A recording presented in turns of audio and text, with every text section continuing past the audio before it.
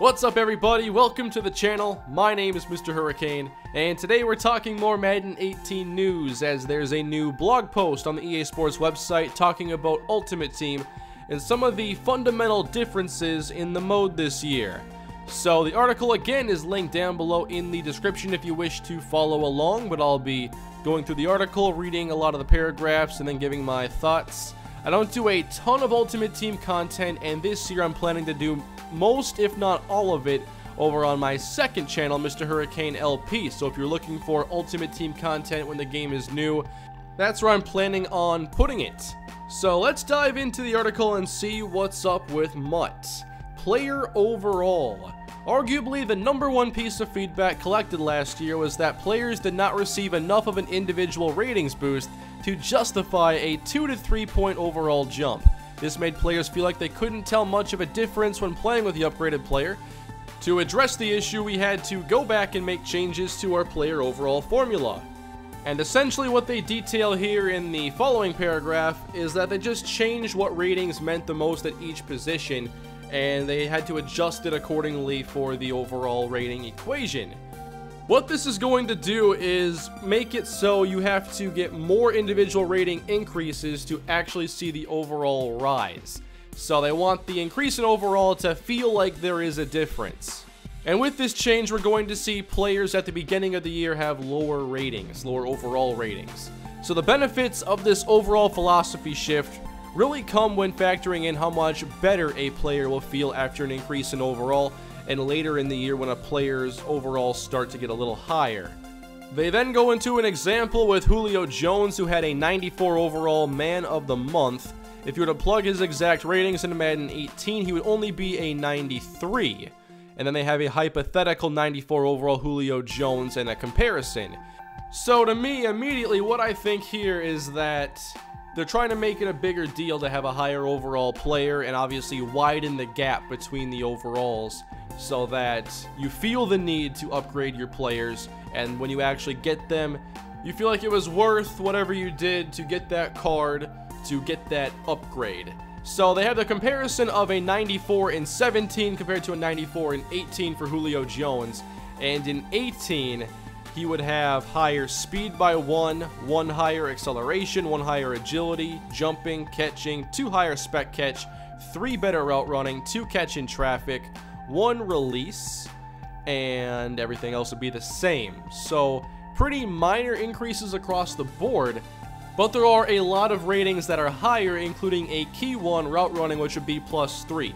Remember, the Madden 17 Julio would only be a 93 in Madden 18, and there are, if you just add up the total of pluses across the board, it's a +14 between these players, which I think is pretty sizable. A lot of things are better, including route running +3. They have another example here for Le'Veon Bell and his 99 overall signature series from Madden 17, and then compare it to a hypothetical 99 overall Le'Veon Bell in Madden 18. So if you port over the Madden 17 Bell, he would be a 97. And here is the bare minimum it would take to make Bell a 99 in Madden 18. If any of these stats were to go down by even 1 point, he would drop to a 98. Okay, so let's see this 2 overall gap.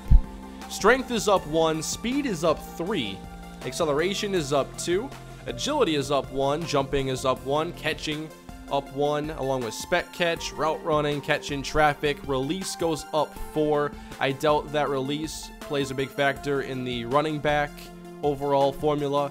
Spin is up 1, stiff arm as well, along with juke, +2 pass block, +1 carrying, +1 truck, +1 elusiveness, and +1 ball carrier vision.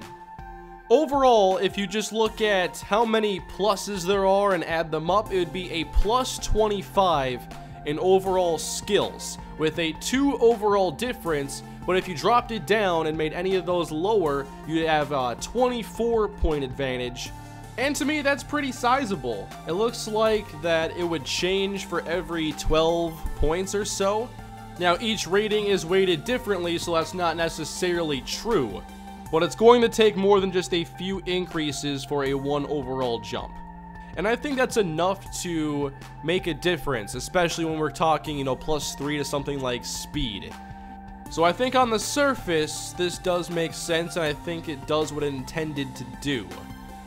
So the next paragraph, since we're on the topic of overall, the way team overall is calculated has also been changed.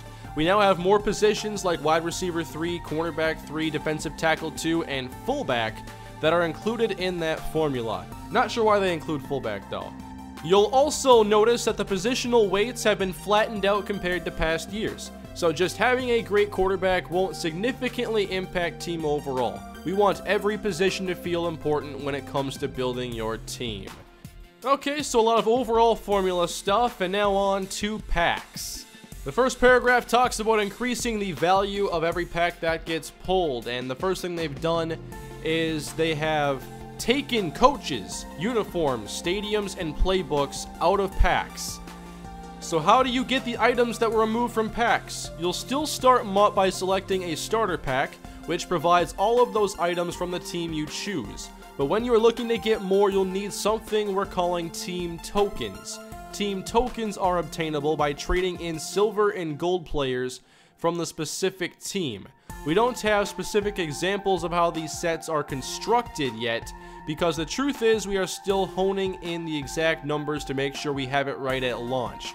But again, to obtain a Green Bay Packers team token, you will need numerous silver and gold Packers players. So I think that's an interesting change. I kind of like that they're out of packs, just because the reason we pull packs is to get players. I wonder how many players will end up trading in to get these items. A lot of people want a certain playbook, so that is important, but when it comes to something like uniforms, which is just cosmetic, I wonder if it'll be worth the price to trade in these players, especially if it includes a lot of golds, which are more valuable when the game is new. Normally, I like to just collect uniforms and stadiums just so I can have variety, but I'm not really willing to give up a ton of players to do it unless I have a lot of extras. Next up, upgrades. Team tokens are not only used for getting non-player items, they also show up when it comes time to upgrade various items in MUT. And when talking about upgrades, there's no better place to start than with players. At launch, each team has at least 4 different players that are eligible to be upgraded. Let's run through an example, but as before, we're still tweaking the final team token requirements. Mike Evans, one of the Tampa Bay Buccaneers players eligible for upgrades, has 3 sets at launch. And Tier 1 requires a 70 overall Mike Evans from the starter pack, Bucs team tokens, and then you receive the 75 overall Mike Evans that you can't auction or trade. And then Tier 2 requires that same Mike Evans with more team tokens to get an 81. And then you trade in that 81, you get the 89 core elite from just his base item in packs, more team tokens to get the 91 Mike Evans.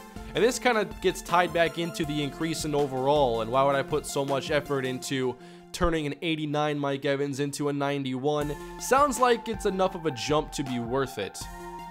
In the following paragraph, it mentions that players are not the only thing that is upgradable. You can also upgrade coaches, stadiums, and both dark and light uniforms. Upgrading those items provides additional chemistry boosts for players of that same team. This will encourage not only going out and trying to find some of the best players at each position, but also getting players from the same team, something we know a lot of our MUT players love to do already.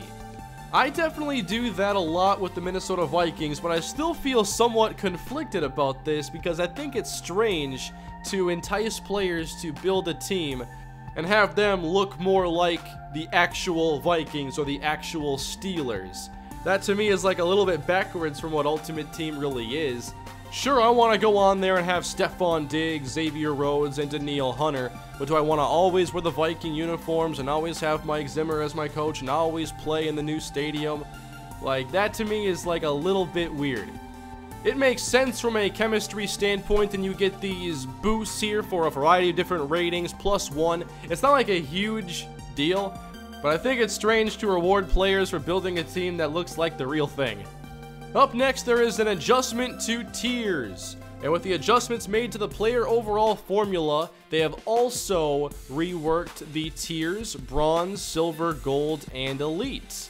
So now from an overall standpoint, silvers are 60 to 69, golds are 70 to 79, and elites now begin at 80 and run all the way through 99 overall.